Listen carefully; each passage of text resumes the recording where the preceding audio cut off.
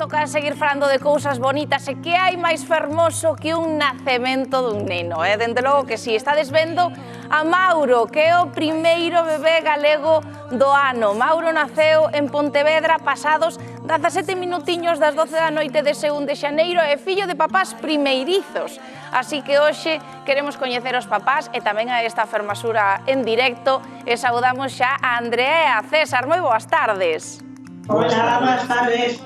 Bueno, chicos, vexo que tedes aí o cativiño dormido no colo da mamá. En primeiro lugar, noraboa, por suposto que sí, pero contádeme, como foi todo, como foi o parto e como é vivir tamén estas primeiras horas sendo papás? A verdade é que está sendo todo unha locura, porque o parto foi un parto moi rápido, como ben dixeches, con primeriza, entramos polo hospital ás 7 da tarde e ás 12:15 tiñamos un neno. O cal 5 horas con a mamá primeriza é algo que ninguén eu mesma contaba. Co cal un parto moi bo, moi intenso, pero moi rápido. E de momento estamos encantados, un pouco superados porque isto debe ser os primeiros do ano en Galicia e non sei se os terceros ou os cuartos a nivel nacional. Está sendo unha sorpresa e todo, bueno, e os medios de comunicación e todo, a verdade é que todo unha sorpresa, pero o neno é moi bo, levámoslo moi ben, estamos moi contentos e, bueno, disfrutando moito.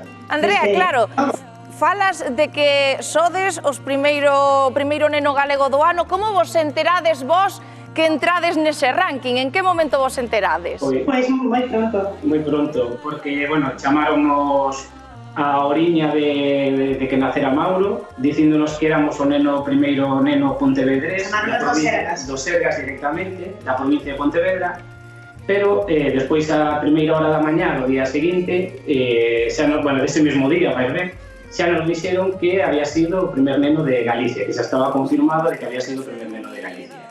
O primeiro neno de Galicia que tamén chegou antes do previsto, non? Porque vos tiñades previsto que chegara aí máis para Reis que para Ano Novo. Estaba previsto para o Día de Reis, entonces adiantouse outro festivo. Quixo que fose en festivo.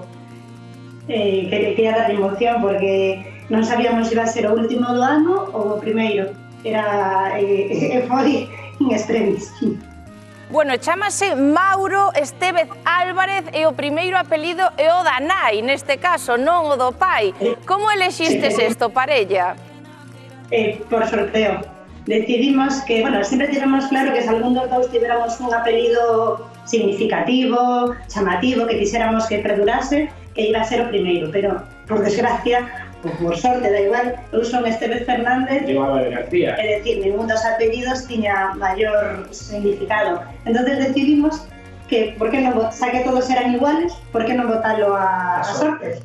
E saiu primeiro Estévez, que neste caso é o meu, e a continuación, lóxicamente, o Álvarez, e así, sin máis. Bueno, o de elexir o nome de Mauro foi consensuado tamén ou foi máis as sortes? Non, foi consensuado. Foi consensuado, era un nome que nos gustaba aos dous, estaba na lista de nomes posibles e ao final decantámonos por este porque nos parecía un nome que parece que xa se pon algo menos e a nos parecíanos que era moi dulce e a verdade é que a todo o mundo le gusta moito, así que aparte de que tiña que ser Mauro, ahora solamente teña que ser Mauro.